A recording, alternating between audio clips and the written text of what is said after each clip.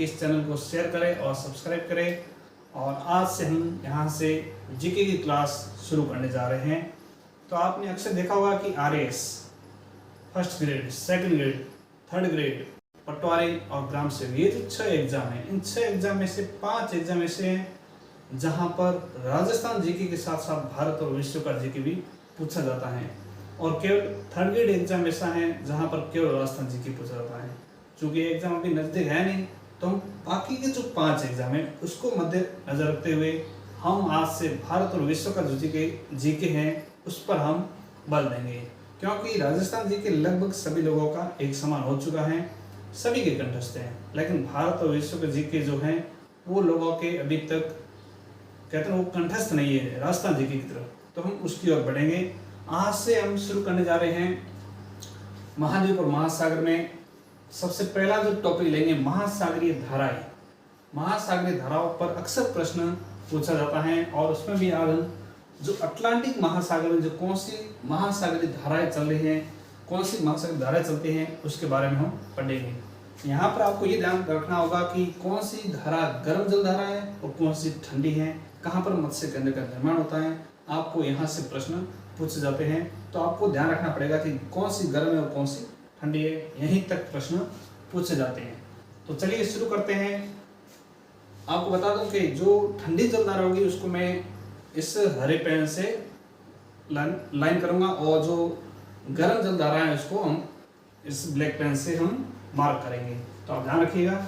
चलिए सबसे पहले ये महाद्वीप देखिए, उत्तरी अमेरिका, दक्षिण अमेरिका, अफ्रीका महाद्वीप और यूरोप महाद्वीप, और ये ग्रीनलैंड द्वीप जो भौगोलिक दृष्टि से उत्तरी अमेरिका के साथ है और राजनीतिक दृष्टि से आपके यूरोप के साथ है।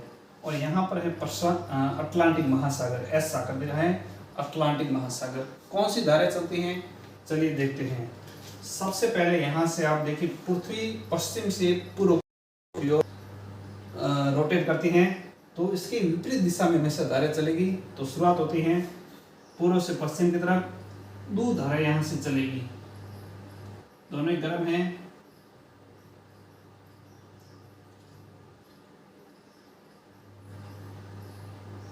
इसका नाम है, उत्तर में है तो इसके उत्तरी अटलांटिक महासागरीय विषुवतीय धारा, उत्तरी अटलांटिक महासागरीय विषुवतीय धारा, और ये है दक्षिण अटलांटिक महासागरीय विषुवतीय धारा।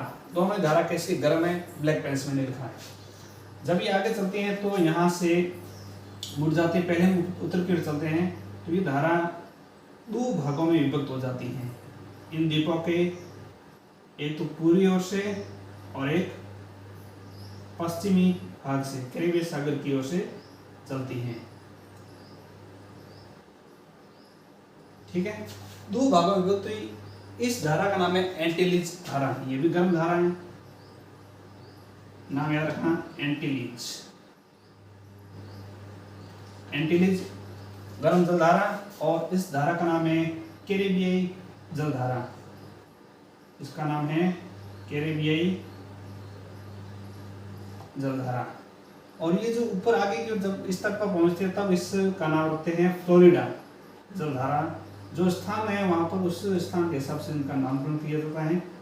वही चल रही है धारा, लेकिन आगे इनका नाम चेंज कर दिया जाता है, स्थान के नाम से हिसाब से उनका नाम दिया जाता है। तो एंटीलिज और ये कैरिबियाई यहाँ पर नाम दिया जाता है, और यहाँ पर फ्लोरिडा। अभी गर्म जो धारा यहाँ पर मिल जाती है, जब ये धाराएं मिल जाती है तो यहाँ पर बहुत ही तेज गति से जलधारा यहाँ पर प्रवाहित होती हैं, और जो तेज चलती हैं उसको हमेशा नाम दिया जाता है स्ट्रीम, और इसका नाम है गल्फ स्ट्रीम। क्या नाम है? Gulf stream. Gulf stream. Gulf stream जो जलधाराएं बहुत तीव्र गति से चलती हैं, और ये कैसी है? गर्म जलधारा। लेकिन आगे क्या होता है, यहाँ से आ रही है ठंडी धारा। 2 ठंडी जलधाराएं आ रही हैं। एक तो आ रही है इधर से लैब्राडोर ठंडी जलधारा, और इधर से एक आ रही है पूर्वी ग्रीनलैंड। पूर्वी ग्रीनलैंड ठंडी जलधारा, इसका नाम है लैब्राडोर। लैब्राडोर ठंडी जलधारा, और इसका नाम है पूर्वी ग्रीनलैंड पूर्वी ग्रीनलैंड ठंडी जलधारा। जब यहाँ पर ये मिलती हैं तो सीधी सी बात, ये गर्म है और ये है ठंडी। यहाँ पर मत्स्य केंद्र का निर्माण होता है और उस मत्स्य केंद्र को कहते हैं आपके जॉर्जेस बैंक। क्या कहते हैं? तो सवाल पूछा जाता है कि जॉर्जेस बैंक का किससे संबंध है? मत्स्य केंद्र से संबंधित है। और ये कहाँ पर स्थित है? तो आपको याद रखना है, न्यू फाउंडलैंड द्वीप पर स्थित जॉर्जेस बैंक। तो देखिए यहाँ पे आपके मत्स्य केंद्र का निर्माण होता है और इस मत्स्य केंद्र का नाम है आपके जॉर्जेस बैंक। जॉर्जेस बैंक, ठीक है। मत्स्य केंद्र है जॉर्जेस बैंक, वो कहाँ पर है? न्यू फाउंडलैंड द्वीप पर है। ये भी आपको नाम याद रखना होगा। और ये जब जलधाराएं मिलती हैं तो गल्फ स्ट्रीम चूंकि फास्ट है इसलिए इसका प्रवाह इधर ही रहेगा, थोड़ा सा दक्षिण की ओर मुड़ जाएगा और इसका नाम आगे पड़ जाएगा उत्तरी अटलांटिक प्रवाह। यहाँ पर नाम है उत्तरी अटलांटिक प्रवाह। और ये भी गर्म है, अर्थात जब ये दो ठंडी और ये गल्फ स्ट्रीम मिली तो इनका परिणाम स्वरूप जो जलधारा निकली उसको नाम दिया उत्तरी अटलांटिक प्रवाह। ये भी एक गर्म जलधारा है। आगे जाकर ये डेल्टा रूप में, अर्थात आप कह सकते हैं कि सागरी डेल्टा का निर्माण कर देती हैं। 3 भागों में ये टूट जाते हैं, इर्मिंगर, नॉर्वे और रेनेल। 3 धाराएं टूटी हैं, तीनों गर्म हैं। ये आपके ऊपर की जो इधर से निकली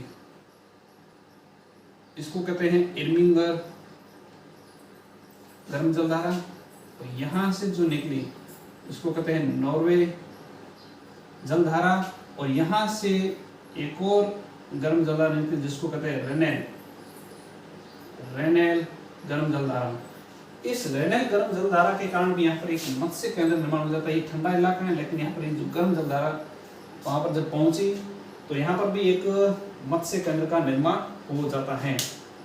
दूसरा ये भी ध्यान रखना कि इस उत्तरी अटलांटिक प्रवाह के कारण, उत्तरी अटलांटिक प्रवाह के कारण ये जो यूरोप महाद्वीप है, जो ठंडा इलाका है, इसको थोड़ा सा यहाँ पर टेम्परेचर सामान्य ताप हो जाता है, गर्म थोड़ा सा हो जाता है। तो इसलिए यूरोप का कंबल किसको कहते हैं? उत्तरी अटलांटिक प्रवाह को कहते हैं यूरोप का कंबल, ठीक है। ध्यान रखना, यूरोप का कंबल है उत्तरी अटलांटिक प्रवाह। और यहाँ पर रेनेल जलधारा के कारण यहाँ पर मत्स्य केंद्र का निर्माण हो जाता है और इसको कहते हैं डॉगर बैंक। इसका नाम क्या है? डॉगर बैंक।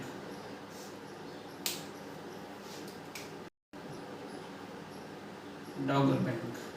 तो डॉगर बैंक का संबंध भी किससे? मत्स्य केंद्र से है। और वापस में रिवाइज करूंगा, आप देखते रहिए। एक यहाँ पर एक जलधारा और निकलती है जो उत्प्लावन के कारण, इसको कहते हैं सागरी डेल्टा। इर्मिंगर, नॉर्वे और रेनेल, इन तीनों के समूह कहते हैं सागरी डेल्टा। आप पूछ सकते हैं कौन सी जलधारा इसमें शामिल नहीं है। यहाँ से क्या होता है कि जब जल का उत्प्लावन होता है, नीचे से ऊपर के जल प्रवाहित होता है तो ठंडा जलधारा यहाँ से निकलता है और उसके कारण जो यहाँ से ठंडी जलधारा निकलती है उसको कहते हैं कैनारी ठंडी जलधारा। कैनारी उत्प्लावन से यहाँ से निकली है और इसको कहते हैं कैनारी ठंडी जलधारा। कैनारी ठंडी जलधारा। और इस कैनारी ठंडी जलधारा के कारण यहाँ पर सहारा मरुस्थल का निर्माण हो जाता है अफ्रीका में, ये कैनारी ठंडी जलधारा के कारण। ये भी पूछा जा सकता है। तो ये हुआ उत्तरी अटलांटिक महासागर में स्थिति। अब दक्षिण की ओर चलते हैं। ये जो दक्षिण अटलांटिक महासागर की विश्व की गर्म जलधारा है, जब ये ब्राजील के तट पर प्रवाहित होती है तो इसको कहते हैं ब्राजील धारा। यहाँ पर इसको कहते हैं ब्राजील धारा कहते हैं। क्या कहते हैं? ब्राजील धारा। लेकिन इधर से एक और ठंडी जलधारा आ रही है, उसका नाम है फॉकलैंड ठंडी जलधारा, जो ध्रुवों की ओर से आ रही है। फॉकलैंड ठंडी जलधारा। और इन दोनों, ये गर्म है ये ठंडी, इनके कारण यहाँ मत्स्य केंद्र का निर्माण हो जाता है ब्राजील के तट पर। तो ये ब्राजील गर्म जलधारा और फॉकलैंड ठंडी जलधारा। ध्रुवों की ओर से एक और ठंडी जलधारा प्रवाहित हो रही है, इसको कहते हैं दक्षिण अटलांटिक प्रवाह। ये है दक्षिण अटलांटिक प्रवाह, जो क्या होता है कोरियोलिस बल। ये ध्यान रखना ठंडी है। उत्तरी अटलांटिक प्रवाह कैसे थी? गर्म, जिससे यूरोप का कंबल कहते हैं। ये ठंडी है दक्षिण अटलांटिक प्रवाह। ध्यान रखना, धारा सबसे तेज मंद गति से चलती है, उससे जो फास्ट होती हैं सबसे जो फास्ट होती है उसको कहते हैं स्ट्रीम। और ये है दक्षिण अटलांटिक प्रवाह। प्रवाह मतलब ये आपके धारा से भी धीमी गति से चलती है, उसको कहते हैं प्रवाह। दक्षिण अटलांटिक प्रवाह जो यहाँ से चल रही है, ये क्या कोरियोलिस बल के कारण, कोरियोलिस बल के कारण इसकी दिशा ये हो जाती है, उत्तर की मुड़ जाती है। और यहाँ पर इसको कहते हैं वेंगुला ठंडी जलधारा। क्या कहते हैं?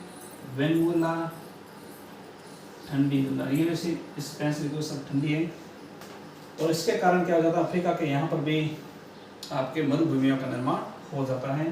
तो ये थी आपकी महासागरीय धाराएं। एक बार वापस देखिए, हम पढ़ रहे हैं महासागरीय धाराएं अटलांटिक महासागर में। आपको यहाँ पर वो पूछा जाएगा कि गर्म जलधारा कौन सी है और ठंडी कौन सी है, यहाँ से आपको ध्यान रखना पड़ेगा। तो देखिए, सबसे पहले यहाँ पर प्रवाहित उत्तरी अटलांटिक महासागरीय विषुवतीय जलधारा और दक्षिण अटलांटिक महासागरीय विषुवतीय जलधारा, दोनों कैसी हैं? गर्म है। और ये जब यहाँ पर पहुंचे तो उसका नाम है एंटीलिक्स और गर्म जलधारा, ये है कैरिबीय जलधारा। फ्लोरिडा के तट पर इसको कहते हैं फ्लोरिडा जलधारा। आगे बढ़ी तो ये है फास्ट हो जाती स्पीड, इसको कहते हैं गल्फ स्ट्रीम। यहाँ तक सब गर्म है।